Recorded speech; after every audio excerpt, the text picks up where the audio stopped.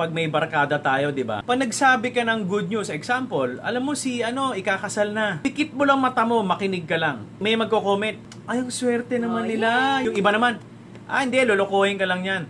Lahat ng lalaki, puro babaero yan, iiwanan ka rin yan. Walang lalaki na faithful. Yung nagsalita ng gano'n, that is a branch. Ano ang root niya? Meron siyang actual experience na iniwan siya. Ngayon, pag may nakikita siyang happy couple, parang, hindi kayo tatagal.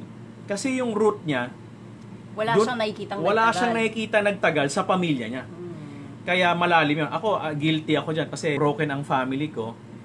So, ayoko mag-marry kasi hindi ko nakikita yung modelo na hindi nila kayang tumagal, di ba? So, ako parang feeling ko, di okay pala maging playboy. Kasi nga, hindi mo nakikita eh.